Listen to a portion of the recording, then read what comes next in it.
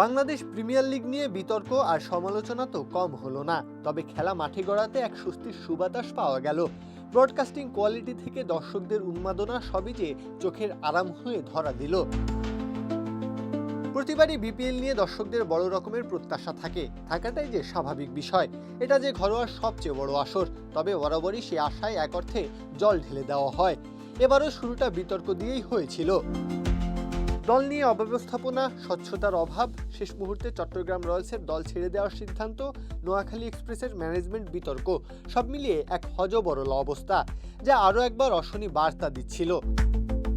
তবে মাঠে লড়াই শুরু হতেই ভিন্ন এক চিত্র দেখা গেল। বরাবরই ব্রডকাস্টিং কোয়ালিটি নিয়ে সমালোচনা থাকেই, অনুমেয় ছিল এবারেও তাই হবে, তবে তেমনটা হলো না। ক্যামেরা অ্যাঙ্গেল থেকে শুরু করে লাইভ গ্রাফিক্স, সবকিছুতে এবার অন্তত সমালোচনার জায়গা নেই। ক্রাঞ্চি রোলের ভিতর চকলেট ক্রিমের filling, all time cream roll, মুখে দিতেই স্পেশাল ইনসাইড।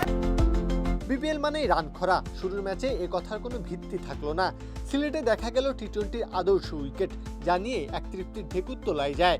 কমেন্ট্রি প্যানেলটাও বেশ শক্তপোক্ত, পেশাদারিত্বের এক নিদর্শন ফুটে উঠেছে সেখানেও। দর্শকদের আশা নিয়েও তৈরি হয়েছিল শঙ্কা, বিপিএলে যে আগের মতো ফিল পাওয়া যায় না। তবে সেখানেও স্বস্তি ফিরিয়ে দিল সিলেটবাসী। প্রথম ম্যাচেই কানায় কানায় পরিপূর্ণ গ্যালারি, উন্মাদনার কোনো কমতি যেন নেই এখানে।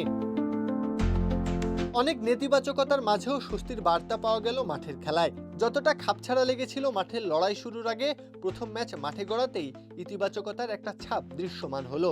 এখন প্রত্যাশাটা আর কোনো অঘটন না ঘটিয়ে আসলে সুন্দর এক সমাপ্তি হোক। প্রত্যহ কাব্য, খেলা ৭১।